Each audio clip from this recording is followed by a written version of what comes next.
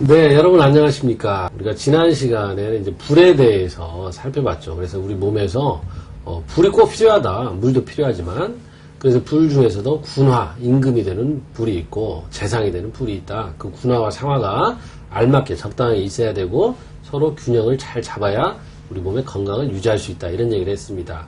그럼 오늘은 물에 대해서 한번 말씀을 나눠보죠. 우리가 흔히 뭐라고 합니까? 뭐 한의학이든 서양의학이든 흔히 하는 얘기가 물을 많이 드십시오. 평소에도. 특히나 이제 감기에 걸렸을 때도 물을 많이 드시고 푹 휴식을 취하십시오. 이런 얘기를 합니다. 이 물은 굉장히 중요하죠. 우리가 신체에 물이 차지하는 비율이 작게는 60%, 많게는 85%까지 얘기를 합니다.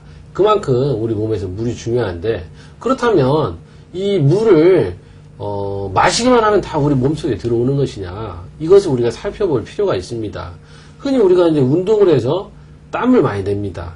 보통 우리 몸에서 수분이 소실되는 그런 경로가 땀, 그 다음에 소변, 그 다음에 설사입니다. 그러면 우리가 땀, 소변, 설사가 있고 난 뒤에 물을 많이 마시는데, 그 물을 어떤 형태로 섭취를 하느냐. 어떤 사람은 운동을 하고 나서 얼음을 타서 녹차를 마십니다. 녹차를 벌컥 마시고, 또, 그러고 나서 또 가서 맥주를 한잔 합니다. 아니면 집에 가서 또 와인을 한잔 합니다.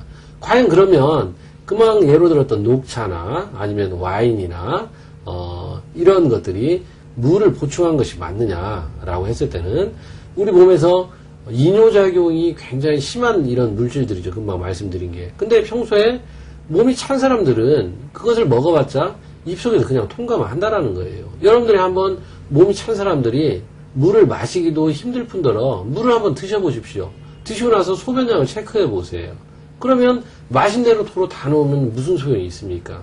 중요한 것은 우리가 물을 먹는 이유는 그 물이 우리 몸에 머물러 있도록 하는 것이죠.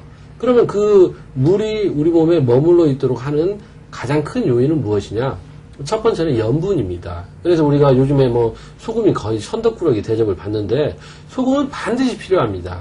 그렇기 때문에 우리가 예를 들어서 몸에서 수분 혈액량이 줄어 있을 때, 그래서 손발이 차다, 어지럽다, 또 푸석푸석하다, 거칠다, 생리량이 줄어든다, 두통이 있다, 이런 분들 되게 몸 안에 혈액량이 줄어드는 징표거든요. 그런 사람들은 짭짤하게 드셔가지고 몸에서 물을 가두어 놓아야 됩니다. 그리고 그 사람들은 몸에 자꾸 운동을 통해서 열을 내야 돼요. 열을 내야 물을 찾고 또 그 물이 몸에서 간직할 수 있다는 얘기입니다. 여러분들이 겨울에 추운데 물을 아무리 드셔보십시오. 그럼 바로바로 그냥 화장실에 가고 괜히 신장 방광만 할 일이 많아집니다.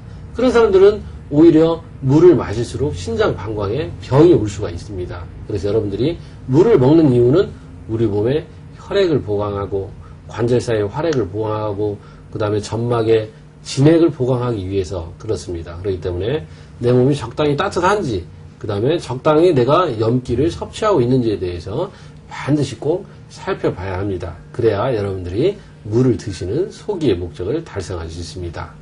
여러분들 꼭 그 상태를 잘 살펴서 건강을 유지하시기 바랍니다. 오늘은 여기까지입니다. 감사합니다.